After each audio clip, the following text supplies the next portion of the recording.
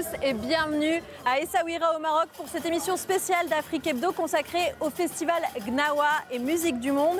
Un festival qui rend hommage à la musique Gnawa héritée des esclaves d'Afrique subsaharienne, du Burundi à la Jamaïque, en passant par la Belgique et Cuba. Des artistes des 4 coins du monde viennent ici pour célébrer cette culture millénaire.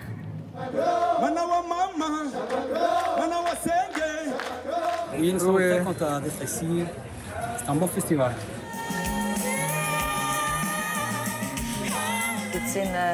On est dans un pays extraordinaire et un endroit extraordinaire. C'est vraiment de la musique de qualité. Les gens qui viennent sont des gens qui aiment vraiment la musique. C'est le rêve de n'importe quel artiste de jouer dans un endroit où il fait beau et c'est ensoleillé. Je viens de Belgique et il pleut tout le temps là-bas. On est en tournée, moi et mon groupe. On est tous très heureux.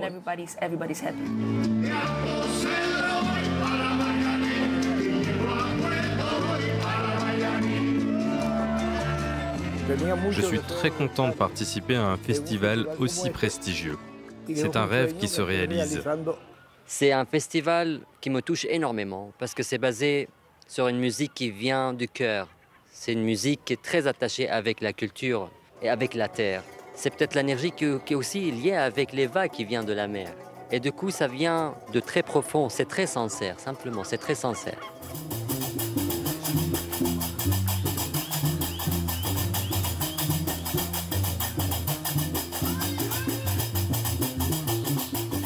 Bonjour Hassan Boussou.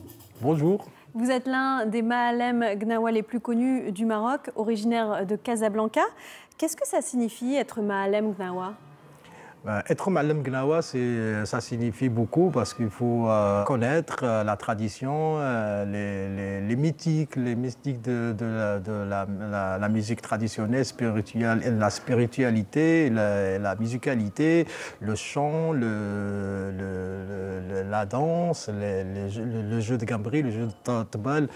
Et savoir aussi faire du bien aux autres, aux gens qui s'adressent à nous pour la guérison et pour les soigner, quoi. Justement, comment ça marche, cette guérison par la musique ? Quand quelqu'un a besoin de guérir d'un mal au fond de lui, ou son âme qui ne va pas, ou quelque chose qui ne va pas, il nous consulte. Après, nous, on voit s'il a besoin de faire une cérémonie, s'il a besoin de faire un sacrifice, s'il a besoin juste d'écouter la musique ou bien de rentrer en transe. C'est tout des coutumes et des traditions qu'on suit, quoi. Vous êtes aussi vice-président de l'association Yerna Gnawa qui participe à la formation des jeunes Maalem qui prendront la relève.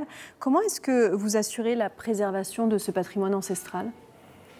Par la transmission, comme nous, en fait, on a appris de nos pères, de nos ancêtres et nos pères. Moi-même, c'est ce que je fais aujourd'hui dans ma troupe, dans mon groupe. Il y a toujours 1 ou 2 élèves qui apprennent avec moi. Et je les aide, je les guide. Jusqu'à ce qu'il devienne un jour un madame, quoi. Le gambri, c'est donc votre instrument. Est-ce que vous pouvez nous jouer quelques notes ? Avec plaisir.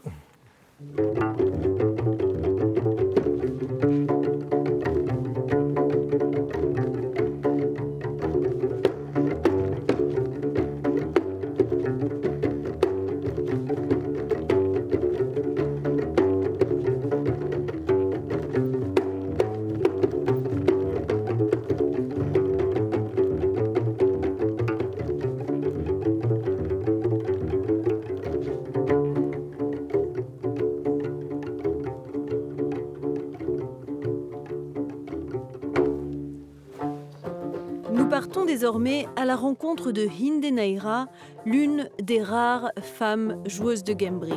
Elle bouscule les codes de la musique gnawa, une musique jouée depuis des siècles uniquement par des hommes.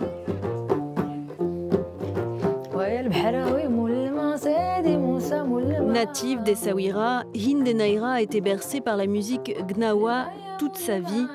Âgée de 26 ans, elle a appris seule à jouer du gambri, l'instrument des maîtres gnawa. J'ai commencé la musique gnawa, non pas chez un malem, mais en observant les différents malem. J'ai appris de chacun d'eux. Nous, les jeunes, devons tenir le flambeau et ne pas perdre cet héritage. Un héritage qui traditionnellement se transmet de père en fils. Les femmes avaient jusqu'à récemment l'interdiction de toucher les guembris en public. Aujourd'hui, lorsque Hind Naira marche dans les rues d'Essaouira avec son guembri sur le dos, tout le monde l'arrête pour la féliciter. Elle n'est pas juste Maalema, elle est aussi jeune, très jeune. Et c'est vraiment inspirant de voir une personne de notre génération vivre de sa passion et suivre ses rêves. Elle a aussi gagné le respect et l'admiration de ses aînés qui désormais la considèrent comme l'une des leurs. Nous sommes fiers de Hind. C'est elle qui voyage et qui nous représente. Comme une ambassadrice. Hind d'Essaouira. Sa musique, son travail parle pour nous. Que Dieu la bénisse. Que Dieu la bénisse. Au fil des années, la jeune musicienne a su s'affranchir des comportements machistes. Il y a des gens qui m'envoient des messages sur les réseaux sociaux pour me dire que ma place est à la cuisine. Ils me font rire, c'est tout.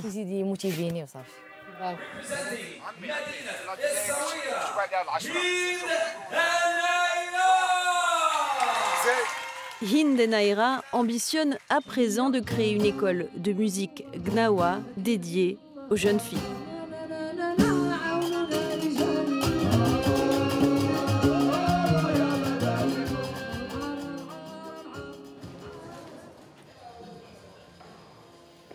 Le festival Gnawa a contribué à la renaissance d'Essaouira. Ancien carrefour commercial du XVIIIe siècle, la ville côtière est aujourd'hui devenue un bastion de la création culturelle au Maroc. Une aubaine aussi pour les professionnels du secteur touristique que nous avons rencontrés avec Armelco et Yangshim. DJ set sur les toits d'Essaouira. Dans cet établissement de 4 étages, la jeunesse branchée est au rendez-vous.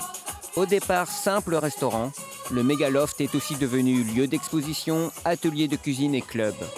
Pour son propriétaire, c'est un développement qui n'aurait pas pu se faire sans le festival Gnawa. Le festival maintenant c'est le 24e édition et c'est énorme, tu vois, il a changé la ville. J'adore ce festival parce qu'il a fait connaître la ville. Il a fait énormément de travail pour, voilà, ça fait connaître Essaouira différemment. L'événement a contribué à sortir la ville de sa somnolence. Avec environ 300 000 festivaliers par édition et un budget de 20 millions d'euros, le festival représente une manne financière importante pour le secteur touristique. Depuis sa création, les hôtels et les maisons d'hôtes sont passés de 6 à 385. Le nombre des restaurants a été multiplié par 10. Pour le gérant de ce riad du XVIIIe siècle, composé de 24 chambres, les retombées sont évidentes. On reçoit une clientèle vraiment diversifiée du monde entier. 2-3 jours avant le festival et après le festival, tout le riad est complet. Et c'est aussi le cas pour la Villa Maroc, devenue une institution. Sa propriétaire, Cornelia Hendry Ezaher, tient à mettre en avant l'artisanat local. C'est des piquets de tente, tout avec. Ça vient du sud, et je viens de trouver des anciens. Tombée amoureuse de la cité fortifiée, elle a ouvert cet établissement en 1995 avec son mari marocain. Ils emploient 35 personnes, toutes originaires de la région. Pour elle, la renaissance de la ville n'est pas seulement due au festival. Le festival a fait connaître la ville d'Essaouira dans le monde entier. Ça a sûrement changé, qu'on a plus de gens qui viennent sur Essaouira. Mais après, le tourisme au Maroc a beaucoup augmenté les derniers 20 ans. Ça veut dire que, évidemment, nous aussi, on est dedans, dans ce développement touristique au Maroc. Les bénéfices engendrés par l'événement ont également permis de restaurer des lieux du patrimoine historique et architectural. Le festival a participé à la réhabilitation tout d'abord de notre identité, mais surtout de patrimoine gnawi, mais aussi de la Médina d'Essaouira, directement par la restauration d'un certain nombre de monuments, surtout le Borj Bab Marrakech, qui est actuellement un espace d'exposition, d'expression artistique, mais aussi indirectement par la restauration de toute la Médina, la création d'infrastructures dédiées à la culture, mais aussi dédiées à l'accueil des visiteurs et des amis des Essaouira. Le plan de réhabilitation bénéficiera directement aux 13 000 habitants de la cité des Alizés, grâce à la construction de nouvelles infrastructures. Bonjour les Amazones d'Afrique. Bonjour. Merci d'être avec nous. C'est un plaisir de vous avoir. Bonjour Fafa Rufino, Mamani Keita et Alvi. Qu'est-ce que ça représente pour vous d'être ici au festival Gnawa et Musique du Monde? C'est un grand plaisir d'être là et de découvrir cette ville, qui est une ville très accueillante. Et ce festival, c'est un bonheur de venir jouer ici. Et pareil, c'est un bonheur pour moi parce que c'est ma première fois de participer au festival à Essaouira et surtout avec les Amazones d'Afrique. Vous vous produisez sur scène avec la Maalema Hasma Hamzaoui. Qu'est-ce que ça signifie pour vous?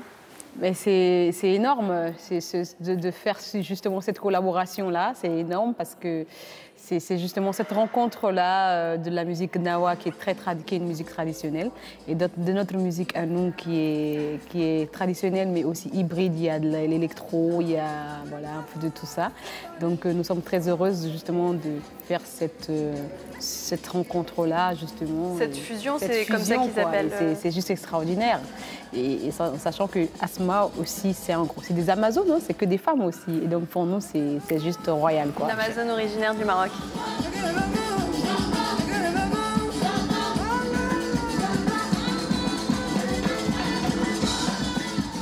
Vos voix célèbrent la solidarité entre femmes, la sororité. Défendre les sans-voix, on va dire, parce qu'être sur scène, c'est aussi un privilège de pouvoir prendre la parole pour toutes les femmes du monde. Et c'est un grand plaisir d'être là et de partager avec les autres cultures. D'ailleurs, c'est pour prouver aussi que la musique n'a pas de frontières. D'où on vient, cette musique peut être mélangée, peut être fusionnée et pouvoir porter la même force pour défendre toutes les femmes du monde.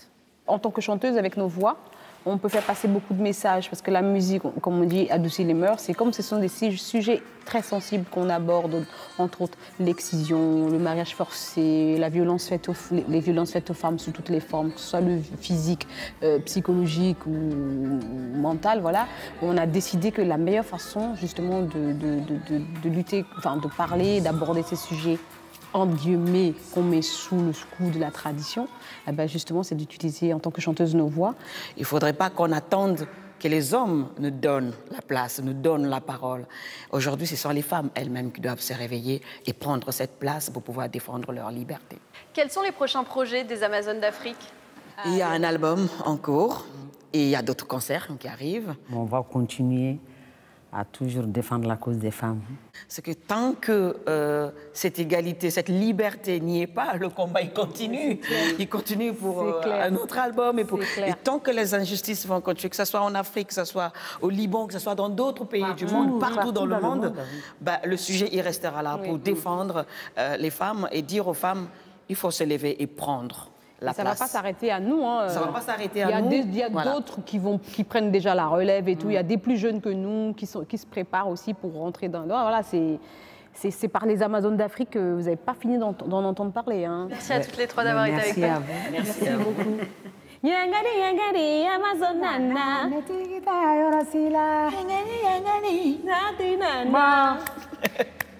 Yangani yangani fuiti bembo netigita yorosila yangani yangani safanana netigita yorosila yangani yangani alifinana netigita yorosila yangani yangani maninana netigita yorosila. Merci.